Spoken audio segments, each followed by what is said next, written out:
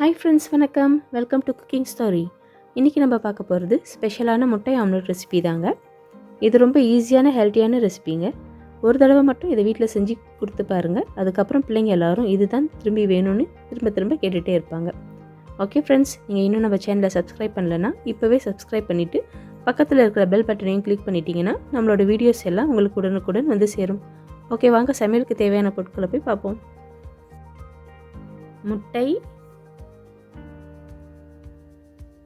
Pumpkin, மஞ்சள் பூசணின்னு சொல்லுவாங்கள்ல, butter,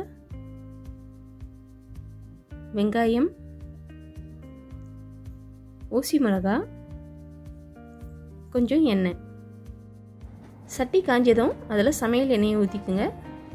அடுத்து பட்டரை போட்டுக்குங்க. பட்டர் கரையிட்டும்.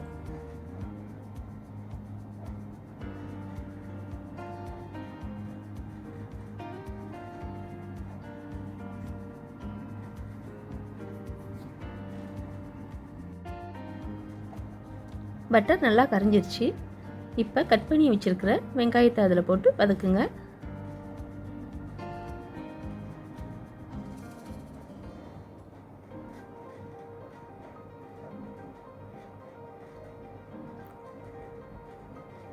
அடுத்து ஊசி மிளகாவை போட்டுக்குங்க.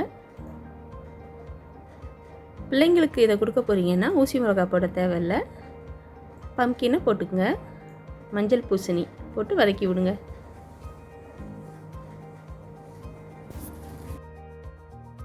அடுத்து நல்லா மிக்ஸ் பண்ணி எடுத்து வச்சுருக்கிற முட்டையை எடுத்து அது மேலே ஊற்றி விடுங்க. அடுப்பை சிம்மில் வச்சுக்கோங்க.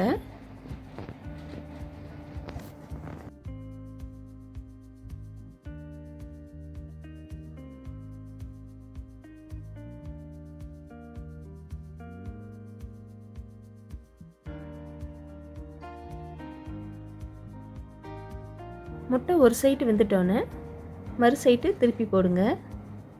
முட்டை ரொம்ப சாஃப்டாக இருக்குன்றதுனால நான் 2 கரண்டி யூஸ் பண்ணியிருக்கேன். அடுப்பை சிம்மிலேயே வச்சுக்கோங்க. ஃபுல் சமையலுக்கும் 2 சைடும் நல்லா இப்போ வந்துருச்சு. இப்போ நம்மளோட சுவையான ஹெல்த்தியான ஸ்பெஷல் பம்கின் ஆம்லெட் ரெடி ஆயிடுச்சுங்க. அப்புறம் என்ன ஃப்ரெண்ட்ஸ், இப்போவே இந்த ரெசிபியை ட்ரை பண்ணி பார்த்துட்டு எப்படி இருந்துச்சுன்னு கமெண்ட்ஸில் சொல்லுங்கள்.